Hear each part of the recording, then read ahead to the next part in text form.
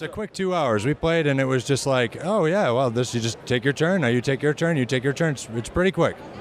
So let's say I wanted to attack. It has a unique attack system, I believe, and I think it's one of the things that people always have to get their arms around right at the very beginning, because when I'm attacking, I spend an action token, I look at the number of minions that are on my location, and I roll dice equal, and that's why you have colored dice that match the minions, because sometimes they get mixed, and I'd be rolling 1 red and 2 green. So I'm going to attack these minions. I spent my action, I'd roll the dice, and I would check against, these are green minions, so they have the same hit number as their general, which is a 3+. So by rolling 2 4s, I would take out both of these minions. If I roll equal, 3 or higher, I would, in case of the orcs, I would take them out. So that's an interesting aspect of the game. That seems pretty easy. It's like, 3+, that's, 2/3 chance.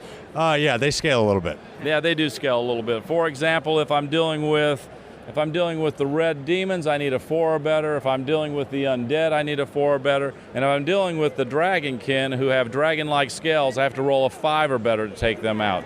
So the other interesting thing about it is, let's say I'd rolled and only took 1 out. In most games, I get injured immediately. But in this game, as long as I have actions, I could attack again.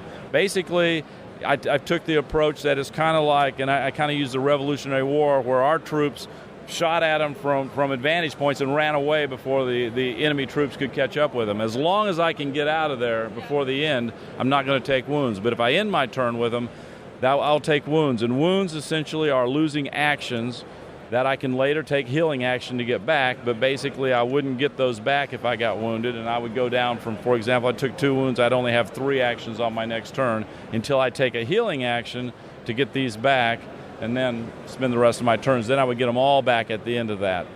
My turn ends basically with me drawing 2 hero cards at the end of my turn, and I'm going to explain hero cards in just a second, and then flipping over a Darkness Spreads card. And the Darkness Spreads card's divided into a couple of different areas. The top area is for spawning of minions.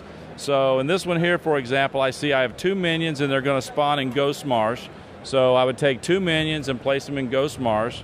And I also have 1 of the orcs that would spawn down in Whispering Woods. So I look in Whispering Woods and I would place an orc down here. Now, let's just say, using the same card, I can show you what happened, because you never place a 4th minion on a location. But let's just say I had 3 there, and I'm going to place a 4th one. What would happen? Keith already knows what's going to happen, because he hands me a handful, is instead of placing it there, 1 would run out to each surrounding area. They would overrun the area, and a taint marker would now be placed on this area instead of that 4th one. And those are all connected by these dotted lines, so it's not like it goes everywhere around, it's just whatever's connected. Right, and if it were to result, let's just say I were to result to put 1 here where there's already 3, I wouldn't put 1 there. I would taint that land again, but there are no chains that are created in these overruns, so it wouldn't run off of there again. It would simply stop at that point. And trust me, that's a bad enough penalty by getting a couple. Well, you know. Yeah, we were doing fine, and we're like, this game's easy. We're all fighting. All we have left is Valakut, that guy. And we're like, whatever, what a chump. We've only got like 3 taints on the board. We're going to go kill him. We go up there, and we've got all these special abilities. And he's like, yeah, you can't use special abilities. Oh, and by the way, in like 3 turns, you're going to get like 9 more taint, and then you lose. Yeah, it can happen very quickly. And he's the one I actually, all of them can do you in when their combat skills are hot. But he's the one, by taking away your skills and eliminating any rolls, that if you go at him and just have a bad run of luck, you're really in trouble. Or if you can't use your unicorn that you've been using all game. The unicorn, if you get the unicorn, that's a happy thing for everybody else but except him. The unicorn lets you re-roll all your dice. And then you go there and you're like, I'm going to re-roll. Oh, I can't use my unicorn. That's right. It's bad news.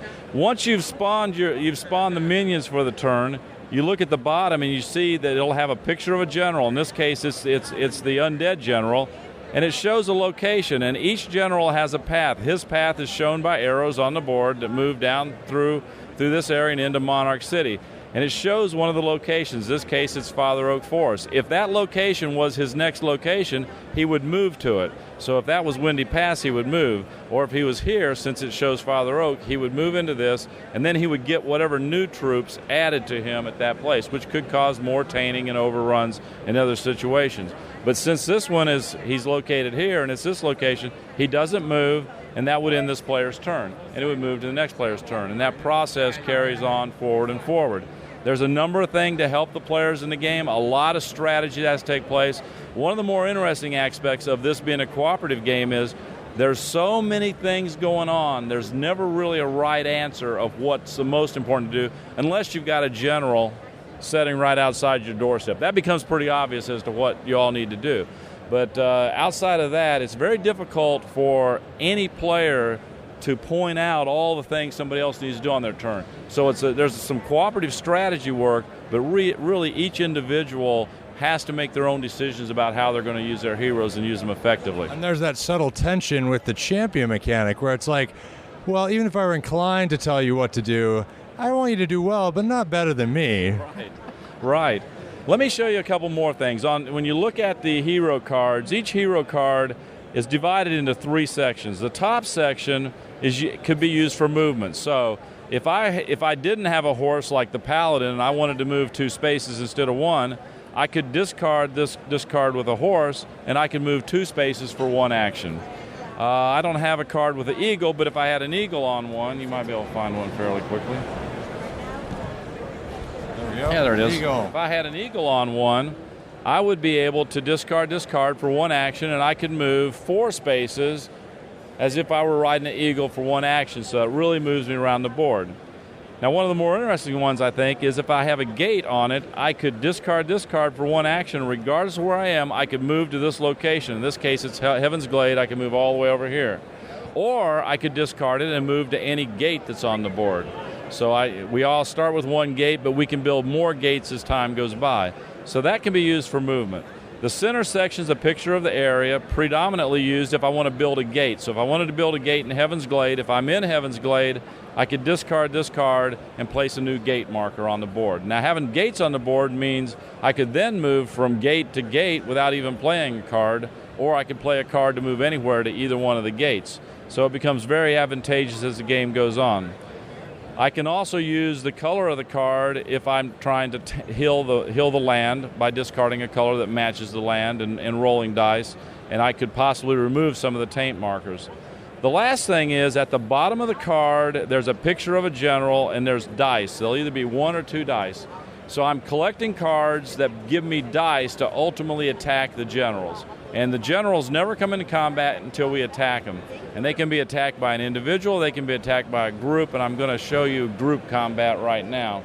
If I had this general right here, and we moved in one of the heroes and took out the minions there, if this hero ended his turn there, and then this hero moved in, and then this hero moved in, and then he spent his last action attacking this general, these 2 heroes would also be activated, could join in the attack.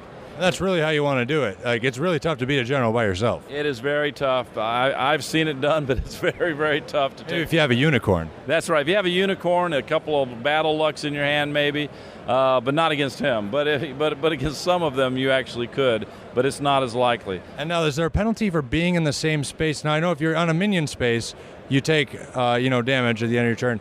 Is there a penalty for being next to a general? No, because actually this is a big land area. This is an entire forest area here. The general's at his headquarters. You're somewhere in the area. So until you launch the attack, nothing happens. He's not looking for you. He uses his troops to attack whenever he can.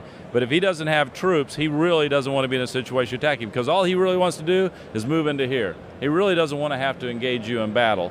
So, but once that happens, this is where the King's Champion rule gets important, because you're playing with someone like Keith who wants to be the King's Champion. I'm sorry. He's going to position it. I'm all about the team. Yeah, he's all about the team. He's going to position it so he becomes the slayer if possible. So whoever initiated the attack gets to decide the order of the attack. And whenever the killing blow is landed, that person becomes the slayer. So often this person's going to try to position it so that they land that killing blow. So if Keith had 3 dice and I had 2 dice and you had 4 dice, he might want me to roll first to see how many hits I get. Then, depending on if I got a couple of hits and it only takes 4 to get this one. I would start with Dan. Yeah, you would start with Dan because you figure. I know you're going to slice. Yeah, you know I'm going to do 2 twos, right? Exactly. And position it to where he could hopefully land the killing blow. But regardless of how you do it, you never want to lose a battle. You always want somebody to get the Slayer, because losing a battle to a dragon or any of the generals can be a devastating blow to the realm, because you lose action points, you lose hero cards, and it takes you a long time to recover from that type. Yeah, it's pretty devastating. So I see that we have the 4 colors, and these are all different colors on the board. Now we have this purple color. What is that? Okay, the purple color really represents a special color. Monarch City's purple, and the 3 inns are purple. So basically, those are safe havens. Now, Monarch City, the only way they'll move in there is if they overrun in. But in the inns, they'll never overrun in. So you can, heal there, but you can also use the inns for rumors. And the rumors basically is an action where you find out about the enemy troops, and it's one of the few ways you can get cards by going up and calling the colors I mentioned earlier on the actions. And you can do only 2. That's the only limited action in the game. You're limited to only doing 2 per turn any time that you're in an inn. But obviously, all locations are used in various quests, and it moves around, and there's just a lot of different things that are happening. The game feels like a fantasy battle game. It has an epic feel to it, as far as I'm concerned. And the real thing is, it has a tension level that never goes away, because there's a war board that, as you begin to kill the generals, the war level goes up. And as the war level goes up, you begin to flip over more of these cards. Initially, you flip over, when the first general's killed, you're going to flip over 2. 1 to spawn minions, and 2 to check and see if a general moves. Once you've killed the 3rd general, there's only 1 left, you're flipping over 3 cards, you're spawning on 2 and checking to see if a general's moving on 3. So they really start pressuring you. So there's a lot of planning and strategy. And like I say, we were talking earlier, we played last night till about 4 a.m., and when we took down the last general, there were people watching us and cheering, not just by the players, but the people who were watching. So it actually, you do feel the tension in the game, and people really enjoy the game. And this is an interesting for co-op games and those with varying difficulties. This does have varying difficulties, but it's not just make the game harder. It's not like Witch of Salem, where it's like, oh yeah, you couldn't win to begin with, here, make it harder. It gives you options to make it easier and harder. You can scale it. And it seems like that gives you a lot of flexibility for different player skills and that sort of thing. Absolutely. And I've always been a firm believer in house rules, and what I did is provide in the rule book some basic house rules so you can craft the game for the group that you're playing with.